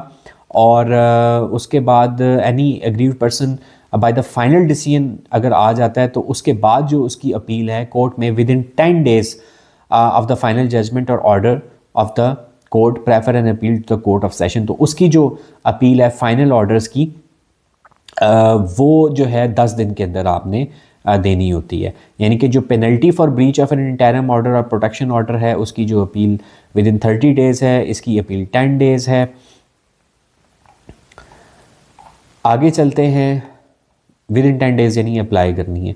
आगे चलते हैं तो प्रोसीजर क्या होगा। इस एक्ट के तहत होने वाली तमाम कार्रवाइयाँ फैमिली कोर्ट्स एक्ट 1964 के तहत चलाई जाएगी और सब सेक्शन 1 इसमें यह है कि any person aggrieved by order of the court under section 12 में फ़ाइल, अगर सेक्शन 12 के तहत कोर्ट ऑर्डर करती है तो उस केस के अंदर विद इन 30 days आपने जो है वो कोर्ट ऑफ सेशन में appeal court and the court of session shall decide, आपने अपील फाइल करनी है जिसका फ़ैसला 60 दिनों के अंदर होगा। और उसके बाद any aggrieved person by the final decision अगर आ जाता है तो उसके बाद जो उसकी अपील है कोर्ट में within 10 days of the final judgement और order of the court prefer an appeal to the court of session, तो उसकी जो अपील है फाइनल ऑर्डर्स की वो जो है 10 दिन के अंदर आपने देनी होती है। यानी कि जो penalty for breach of N interim order और प्रोटेक्शन ऑर्डर है उसकी जो अपील विद इन 30 days है, इसकी अपील 10 days है। आगे चलते हैं, विद इन 10 days यानी अप्लाई करनी है। आगे चलते हैं तो प्रोसीजर क्या होगा। इस एक्ट के तहत होने वाली तमाम कार्रवाइयाँ फैमिली कोर्ट्स एक्ट 1964 के तहत चलाई जाएगी और सब सेक्शन 1 इसमें यह है कि any person aggrieved by order of the court under section 12 में फ़ाइल, अगर सेक्शन 12 के तहत कोर्ट ऑर्डर करती है तो उस केस के अंदर विद इन 30 days आपने जो है वो कोर्ट ऑफ सेशन में appeal court and the court of session shall decide, आपने अपील फाइल करनी है जिसका फ़ैसला 60 दिनों के अंदर होगा। और उसके बाद any aggrieved person by the final decision अगर आ जाता है तो उसके बाद जो उसकी अपील है कोर्ट में within 10 days of the final judgement और order of the court prefer an appeal to the court of session, तो उसकी जो अपील है फाइनल ऑर्डर्स की वो जो है 10 दिन के अंदर आपने देनी होती है। यानी कि जो penalty for breach of N interim order और प्रोटेक्शन ऑर्डर है उसकी जो अपील विद इन 30 days है, इसकी अपील 10 days है। आगे चलते हैं, विद इन 10 days यानी अप्लाई करनी है। आगे चलते हैं तो प्रोसीजर क्या होगा। इस एक्ट के तहत होने वाली तमाम कार्रवाइयाँ फैमिली कोर्ट्स एक्ट 1964 के तहत चलाई जाएगी और सब सेक्शन 1 इसमें यह है कि any person aggrieved by order of the court under section 12 में फ़ाइल, अगर सेक्शन 12 के तहत कोर्ट ऑर्डर करती है तो उस केस के अंदर विद इन 30 days आपने जो है वो कोर्ट ऑफ सेशन में appeal court and the court of session shall decide, आपने अपील फाइल करनी है जिसका फ़ैसला 60 दिनों के अंदर होगा। और उसके बाद any aggrieved person by the final decision अगर आ जाता है तो उसके बाद जो उसकी अपील है कोर्ट में within 10 days of the final judgement और order of the court prefer and appeal to the court of session, तो उसकी जो अपील है फाइनल ऑर्डर्स की वो जो है 10 दिन के अंदर आपने देनी होती है। यानी कि जो penalty for breach of N interim order और प्रोटेक्शन ऑर्डर है उसकी जो अपील विद इन 30 डेज़ है, इसकी अपील 10 डेज़ है। आगे चलते हैं, विद इन 10 डेज़ यानी अप्लाई करनी है।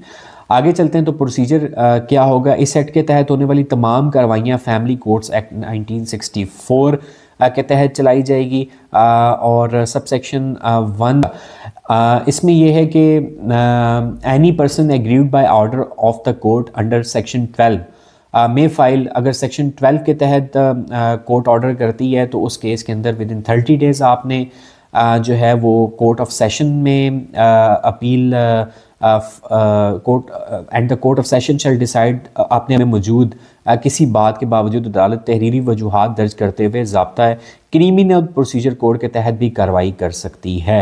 यानी कि ये जो सिविल लिटिगेशन है ये क्रिमिनल के अंदर भी कन्वर्ट हो सकती है। में मौजूद किसी बात के बावजूद अदालत तहरीरी वजूहात दर्ज करते हुए ज़ाब्ता क्रिमिनल प्रोसीजर कोड के तहत भी कार्रवाई कर सकती है। यानी कि ये जो सिविल लिटिगेशन है ये क्रिमिनल के अंदर भी कन्वर्ट हो सकती है। में मौजूद किसी बात के बावजूद अदालत तहरीरी वजूहात दर्ज करते हुए ज़ाब्ता क्रिमिनल प्रोसीजर कोड के तहत भी कार्रवाई कर सकती है। यानी कि ये जो सिविल लिटिगेशन है ये क्रिमिनल के अंदर भी कन्वर्ट हो सकती है। में मौजूद किसी बात के बावजूद अदालत तहरीरी वजूहात दर्ज करते हुए ज़ाब्ता क्रिमिनल प्रोसीजर कोड के तहत भी कार्रवाई कर सकती है। यानी कि ये जो सिविल लिटिगेशन है ये क्रिमिनल के अंदर भी कन्वर्ट हो सकती है। में मौजूद किसी बात के बावजूद अदालत तहरीरी वजूहात दर्ज करते हुए ज़ाब्ता क्रिमिनल प्रोसीजर कोड के तहत भी कार्रवाई कर सकती है। यानी कि ये जो सिविल लिटिगेशन है ये क्रिमिनल के अंदर भी कन्वर्ट हो सकती है। में मौजूद किसी बात के बावजूद अदालत तहरीरी वजूहात दर्ज करते हुए ज़ाब्ता क्रिमिनल प्रोसीजर कोड के तहत भी कार्रवाई कर सकती है। यानी कि ये जो सिविल लिटिगेशन है ये क्रिमिनल के अंदर भी कन्वर्ट हो सकती है। में मौजूद किसी बात के बावजूद अदालत तहरीरी वजूहात दर्ज करते हुए ज़ाब्ता क्रिमिनल प्रोसीजर कोड के तहत भी कार्रवाई कर सकती है। यानी कि ये जो सिविल लिटिगेशन है ये क्रिमिनल के अंदर भी कन्वर्ट हो सकती है। में मौजूद किसी बात के बावजूद अदालत तहरीरी वजूहात दर्ज करते हुए ज़ाब्ता क्रिमिनल प्रोसीजर कोड के तहत भी कार्रवाई कर सकती है। यानी कि ये जो सिविल लिटिगेशन है ये क्रिमिनल के अंदर भी कन्वर्ट हो सकती है। में मौजूद किसी बात के बावजूद अदालत तहरीरी वजूहात दर्ज करते हुए ज़ाब्ता क्रिमिनल प्रोसीजर कोड के तहत भी कार्रवाई कर सकती है। यानी कि ये जो सिविल लिटिगेशन है ये क्रिमिनल के अंदर भी कन्वर्ट हो सकती है। में मौजूद किसी बात के बावजूद अदालत तहरीरी वजूहात दर्ज करते हुए ज़ाब्ता क्रिमिनल प्रोसीजर कोड के तहत भी कार्रवाई कर सकती है। यानी कि ये जो सिविल लिटिगेशन है ये क्रिमिनल के अंदर भी कन्वर्ट हो सकती है। में मौजूद किसी बात के बावजूद अदालत तहरीरी वजूहात दर्ज करते हुए ज़ाब्ता क्रिमिनल प्रोसीजर कोड के तहत भी कार्रवाई कर सकती है। यानी कि ये जो सिविल लिटिगेशन है ये क्रिमिनल के अंदर भी कन्वर्ट हो सकती है। में मौजूद किसी बात के बावजूद अदालत तहरीरी वजूहात दर्ज करते हुए ज़ाब्ता क्रिमिनल प्रोसीजर कोड के तहत भी कार्रवाई कर सकती है। यानी कि ये जो सिविल लिटिगेशन है ये क्रिमिनल के अंदर भी कन्वर्ट हो सकती है। में मौजूद किसी बात के बावजूद अदालत तहरीरी वजूहात दर्ज करते हुए ज़ाब्ता क्रिमिनल प्रोसीजर कोड के तहत भी कार्रवाई कर सकती है। यानी कि ये जो सिविल लिटिगेशन है ये क्रिमिनल के अंदर भी कन्वर्ट हो सकती है। में मौजूद किसी बात के बावजूद अदालत तहरीरी वजूहात दर्ज करते हुए ज़ाब्ता क्रिमिनल प्रोसीजर कोड के तहत भी कार्रवाई कर सकती है। यानी कि ये जो सिविल लिटिगेशन है ये क्रिमिनल के अंदर भी कन्वर्ट हो सकती है। में मौजूद किसी बात के बावजूद अदालत तहरीरी वजूहात दर्ज करते हुए ज़ाब्ता क्रिमिनल प्रोसीजर कोड के तहत भी कार्रवाई कर सकती है। यानी कि ये जो सिविल लिटिगेशन है ये क्रिमिनल के अंदर भी कन्वर्ट हो सकती है। में मौजूद किसी बात के बावजूद अदालत तहरीरी वजूहात दर्ज करते हुए ज़ाब्ता क्रिमिनल प्रोसीजर कोड के तहत भी कार्रवाई कर सकती है। यानी कि ये जो सिविल लिटिगेशन है ये क्रिमिनल के अंदर भी कन्वर्ट हो सकती है। में मौजूद किसी बात के बावजूद अदालत तहरीरी वजूहात दर्ज करते हुए ज़ाब्ता क्रिमिनल प्रोसीजर कोड के तहत भी कार्रवाई कर सकती है। यानी कि ये जो सिविल लिटिगेशन है ये क्रिमिनल के अंदर भी कन्वर्ट हो सकती है। में मौजूद किसी बात के बावजूद अदालत तहरीरी वजूहात दर्ज करते हुए ज़ाब्ता क्रिमिनल प्रोसीजर कोड के तहत भी कार्रवाई कर सकती है। यानी कि ये जो सिविल लिटिगेशन है ये क्रिमिनल के अंदर भी कन्वर्ट हो सकती है। में मौजूद किसी बात के बावजूद अदालत तहरीरी वजूहात दर्ज करते हुए ज़ाब्ता क्रिमिनल प्रोसीजर कोड के तहत भी कार्रवाई कर सकती है। यानी कि ये जो सिविल लिटिगेशन है ये क्रिमिनल के अंदर भी कन्वर्ट हो सकती है। में मौजूद किसी बात के बावजूद अदालत तहरीरी वजूहात दर्ज करते हुए ज़ाब्ता क्रिमिनल प्रोसीजर कोड के तहत भी कार्रवाई कर सकती है। यानी कि ये जो सिविल लिटिगेशन है ये क्रिमिनल के अंदर भी कन्वर्ट हो सकती है। में मौजूद किसी बात के बावजूद अदालत तहरीरी वजूहात दर्ज करते हुए ज़ाब्ता क्रिमिनल प्रोसीजर कोड के तहत भी कार्रवाई कर सकती है। यानी कि ये जो सिविल लिटिगेशन है ये क्रिमिनल के अंदर भी कन्वर्ट हो सकती है। में मौजूद किसी बात के बावजूद अदालत तहरीरी वजूहात दर्ज करते हुए ज़ाब्ता क्रिमिनल प्रोसीजर कोड के तहत भी कार्रवाई कर सकती है। यानी कि ये जो सिविल लिटिगेशन है ये क्रिमिनल के अंदर भी कन्वर्ट हो सकती है। में मौजूद किसी बात के बावजूद अदालत तहरीरी वजूहात दर्ज करते हुए ज़ाब्ता क्रिमिनल प्रोसीजर कोड के तहत भी कार्रवाई कर सकती है। यानी कि ये जो सिविल लिटिगेशन है ये क्रिमिनल के अंदर भी कन्वर्ट हो सकती है। में मौजूद किसी बात के बावजूद अदालत तहरीरी वजूहात दर्ज करते हुए ज़ाब्ता क्रिमिनल प्रोसीजर कोड के। अब बात करते हैं कि जो प्रोटेक्शन कमेटी है ना वो क्या होगी। अच्छा, इसका जो मुतलका डिवीज़न होगी सरकारी गैज़ेट में नोटिफिकेशन के ज़रिए इस एक्ट के मकासद के लिए एक प्रोटेक्शन कमेटी, तहफ़्फ़ुज़ कमेटी आप उर्दू में कह लें, तश्कील देगी जो एक्ट की मंजूरी के 3 माह के अंदर कायम की जाएगी। अच्छा, अब हम देखते हैं कि जो प्रोटेक्शन कमेटी है इसके जो मेंबरान होंगे वो कौन कौन होंगे। इसमें होगा जी representative of the family protection and rehabilitation centre, एक उनका नुमाइंदा होगा। दूसरा होगा national commission on the status of women, एक नुमाइंदा उनका होगा। एक मेडिकल डॉक्टर होगा, एक साइकोलॉजिस्ट होगा, एक सोशल वर्कर होगा, एक लीगल अफसर होगा और एक पुलिस अफसर होगा। और यानी कि माहिर नफ्सियात और नफ्सियाती और समाजी कारकुन, कोई NGO जैसे होती है। इसके अलावा एक लॉ अफसर होंगे, एक पुलिस ऑफिसर होंगे और ये एक इनका कंप्लीट एक पैनल बन जाएगा। अच्छा, अब बात करते हैं कि ये जब भी कमेटी मिलेगी ना तो इसमें मिनिमम अगर हाफ मेंबर्स पूरे हैं तो ये लोग मीटिंग कर सकेंगे और कोरम तश्कील देगा। उसके बाद आगे अगर हम बात करें इस जो प्रोटेक्शन कमेटी होगी इसकी ड्यूटीज़ क्या होंगी कि मुतासरा शख्स को इस एक्ट या इस वक्त नाफिज किसी और कानून के तहत हासिल हकूक़, दस्तयाब कानूनी चारा जोही और फ्राहम की जा सकने वाली मदद के बारे में आगाह करना, घरेलू तशद्दुद के बाइस दरकार तिब्बी इलाज हासिल करने में मुतासरा शख्स की मुआवनत करना, अगर ज़रूरी हो और मुतासरा शख्स की रजामंदी से मुतासरा शख्स को ज़्यादा महफूज मुकाम पर मुंतकिल करने में मदद फ्राहम करना, जिसमें किसी रिश्तेदार, ख़ानदानी दोस्त या किसी और महफूज जगह का घर शामिल हो सकता है।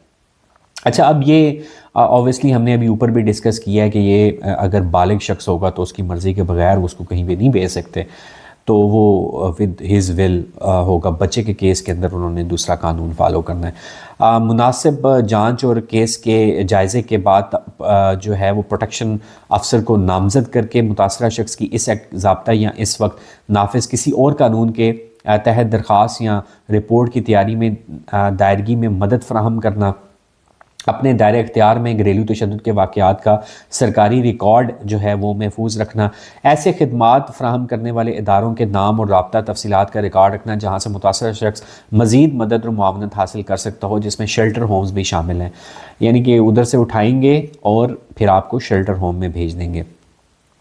और इस एक्ट या इसके तहत बनाए गए कवायद के मुताबिक तहफ़्फ़ुज़ कमेटी को सौंपे गए, इनके प्रोटेक्शन कमेटी को सौंपे गए दीगर फ़राइज़ अंजाम देना, जो कि वक्त के साथ साथ जैसे जैसे फ़ाइन ट्यून होते रहते हैं, एडिशनल ड्यूटीज़ आती हैं गवर्नमेंट देती है, तो वो उसके हिसाब से होता रहेगा। अच्छा, ये जो प्रोटेक्शन कमेटी के मेंबर्स होंगे ये पब्लिक सर्वेंट्स ही होंगे और इनको जो है फैमिली प्रोटेक्शन और बहाली मराकज़ बराए ख़वातीन या मुतल्लिक़ा डिवीज़न की जानिब से नोटिफिकेशन के ज़रिए मुतय्यन करदा किसी और ऐसे मरकज़ में कायम किया जाएगा इनका जो ऑफिस होगा। और इसमें एक और चीज़ है कि इनका the division concern shell provide a secretariat इनका बनेगा अंडर द शहीद Benazir Bhutto centre for women as well as necessary staff supported by the budget required for the establishment and functioning of the secretariat। इनको बजट्स भी मिलेंगे। अब ये जो अपनी पावर्स हैं ये आगे फर्दर डेलीगेट भी कर सकते हैं to any of the members. और उसके बाद आ जाते हैं प्रोटेक्शन अफसर्स क्या होंगे, तहफ़्फ़ुज़ अफसर, प्रोटेक्शन अफसर। और इनका भी एक गेजेटेड नोटिफिकेशन होगा। एक जो प्रोटेक्शन अफसर की एक टीम नामज़द की जाएगी और जिसमें एक मर्द और एक खातून शामिल होंगे। और प्रोटेक्शन अफसर की तकरीरी इस एक्ट के दफ़ा नंबर सेक्शन 24 के तहत कवायद की तश्कील के 1 माह के अंदर मुकर्रा तरीक़ेकार के मुताबिक की जाएगी। तहफ़्फ़ुज़ कमेटी यानी कि प्रोटेक्शन कमेटी का सेक्रेटेरिएट जो है वो प्रोटेक्शन अफसर को इसके फ़राइज़ की अंजाम दही में ज़रूरी मुआवनत फ़राहम करेगा। यानी कि जो प्रोटेक्शन कमेटी है वो प्राइम होगी, उसके नीचे फिर ये प्रोटेक्शन अफसर जो हैं वो काम करेंगे। और इसमें जो प्रोटेक्शन अफसर होगा बेसिकली वही उसको फैसिलिटेट कर रहा होगा जिस शख्स को भी जो है वो प्रॉब्लम आई होगी। तो प्रोटेक्शन अफसर जो है इसका क्या काम होगा, अगर मुतासर शख्स चाहे तो सेक्शन 9 के तहत जो इसको तहफ़्फ़ुज़ी हुक्म हासिल करने के लिए दरख्वास्त दायर करना, ये भी उसमें उसको हेल्प आउट करेगा। और इसके साथ जो घरेलू तशद्दुद की शिकायत मसूल होने पर मुकर्रर तरीक़ेकार के मुताबिक प्रोटेक्शन कमेटी को घरेलू वाक़या रिपोर्ट इरसाल करना, यानी कि प्रोटेक्शन अफसर प्रोटेक्शन कमेटी को इन्फॉर्म करेगा कि ये वाक़या, ये इंसिडेंट रिपोर्ट हुआ है। अगर मुतासर शख्स चाहे तो मुकर्रर तरीक़ेकार के मुताबिक अदालत में तहफ़्फ़ुज़ी हुक्म के इजरा के लिए दरख्वास्त दायर करना, इसमें भी ये प्रोटेक्शन अफसर जो हैं वो इसको हेल्प आउट करेंगे। इस बात को यकीनी बनाना कि मुतासर शख्स को कानूनी मुआवनत फ़राहम की जाए। और इसके साथ अदालत के दायरे इख्तियार में मौजूद इलाके में कानूनी मुआवनत, मुशावरत, शेल्टर होम्स और तिब्बी सहूलियात फ़राहम करने वाले तमाम खिदमात फ़राहम करने वाले इदारों की फ़हरिस्त बरकरार रखना। एक वो अपना रजिस्टर मेंटेन कर लेंगे जिसमें तमाम वो लोग शामिल होंगे, वो इदारे शामिल होंगे जो कि इस एक्ट के मुताबिक उनके पास उनकी इंफॉर्मेशन होनी चाहिए। जहाँ पर जैसे शेल्टर होम्स हो गए, कोई तिब्बी इदारे हो गए, कोई फ्री एड वाले हो गए, तो इस तरह के वो इनके अपने पास रखेंगे। अगर मुतासर शख्स दरख्वास्त करे तो उसे महफूज रहाइश फ़राहम करना और शेल्टर होम में दाखिल करने की रिपोर्ट की जो नकल है वो तहफ़्फ़ुज़ कमेटी को यानी कि प्रोटेक्शन कमेटी को इरसाल करे। अगर मुतासरा शख्स की जिस्मानी चोटें आई हों तो इसका तिब्बी मुआयना करवाना और मेडिकल रिपोर्ट की नकल प्रोटेक्शन कमेटी को भेजना। इस बात को यकीनी बनाना कि सेक्शन 10 के तहत दी गई माली रिलीफ का हुक्म मुकर्रर तरीक़ेकार के मुताबिक नाफिज और इस पर अमल दरामद हो। ठीक है, यानी कि जो भी मॉनिटरी रिलीफ दिया गया है कोर्ट के ज़रिए।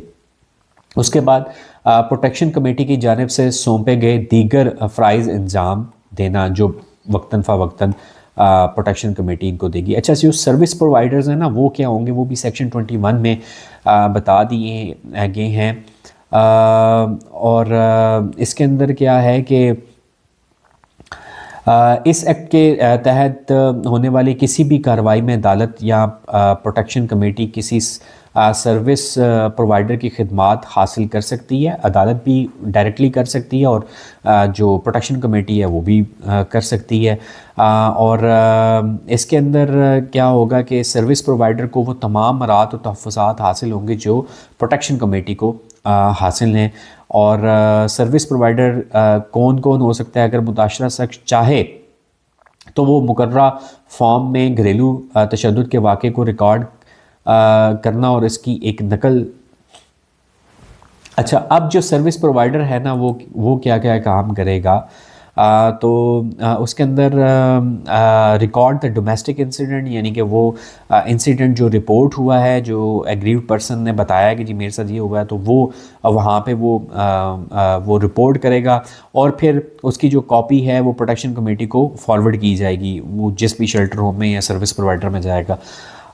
उसके बाद जो एग्रीड पर्सन है उसका मेडिकल ट्रीटमेंट वगैरह, उसको मेडिकली एग्जामिन करवाना और उसकी भी कॉपी प्रोटेक्शन अफसर को जाएगी।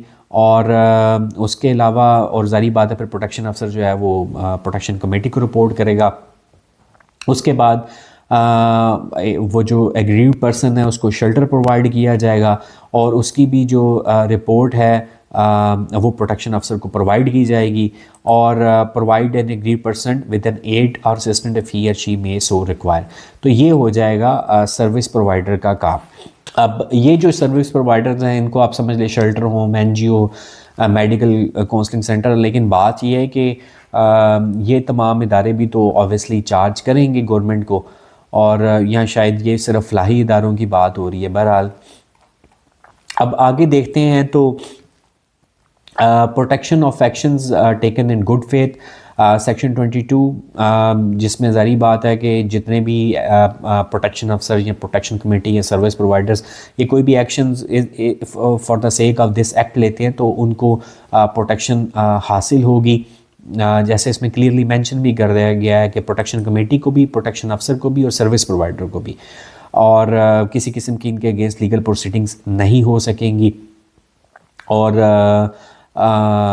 इसके अलावा रूल्स जो हैं वो with the passage of time बनते जाएंगे। इसके रूल्स अभी बनने हैं for the purpose of this act, और उसके बाद जो है वो government with the passage of time साथ साथ कोई और इसकी जो क्लैरिफिकेशंस हैं या एडिशंस हैं वो कर सकती है। तो ये तो था इसका मुकम्मल एक्ट की तफसील। उम्मीद है कि अब आपको काफ़ी सारी चीज़ें क्लियर हो गई होंगी। अब ये जो सर्विस प्रोवाइडर्स हैं इनको आप समझ लें shelter home, NGO, medical counselling centre. लेकिन बात ये है कि ये तमाम इदारे भी तो ऑब्वियसली चार्ज करेंगे गवर्नमेंट को, और यहाँ शायद ये सिर्फ फलाही इदारों की बात हो रही है। बहरहाल अब आगे देखते हैं तो protection of actions taken in good faith, section 22, जिसमें ज़ारी बात है कि जितने भी प्रोटेक्शन अफसर या प्रोटेक्शन कमेटी या सर्विस प्रोवाइडर्स ये कोई भी actions for the sake of this act लेते हैं तो उनको प्रोटेक्शन हासिल होगी। जैसे इसमें क्लियरली मेंशन भी कर दिया गया है कि प्रोटेक्शन कमेटी को भी, प्रोटेक्शन अफसर को भी और सर्विस प्रोवाइडर को भी, और किसी किस्म की इनके अगेंस्ट लीगल प्रोसीडिंग्स नहीं हो सकेंगी। और इसके अलावा रूल्स जो हैं वो with the passage of time बनते जाएंगे। इसके रूल्स अभी बनने हैं for the purpose of this act, और उसके बाद जो है वो government with the passage of time साथ साथ कोई और इसकी जो क्लैरिफिकेशंस हैं या एडिशंस हैं वो कर सकती है। तो ये तो था इसका मुकम्मल एक्ट की तफसील। उम्मीद है कि अब आपको काफ़ी सारी चीज़ें क्लियर हो गई होंगी। अब ये जो सर्विस प्रोवाइडर्स हैं इनको आप समझ लें shelter home, NGO, medical counselling centre. लेकिन बात ये है कि ये तमाम इदारे भी तो ऑब्वियसली चार्ज करेंगे गवर्नमेंट को, और यहाँ शायद ये सिर्फ फलाही इदारों की बात हो रही है। बहरहाल अब आगे देखते हैं तो protection of actions taken in good faith, section 22, जिसमें ज़ारी बात है कि जितने भी प्रोटेक्शन अफसर या प्रोटेक्शन कमेटी या सर्विस प्रोवाइडर्स ये कोई भी एक्शंस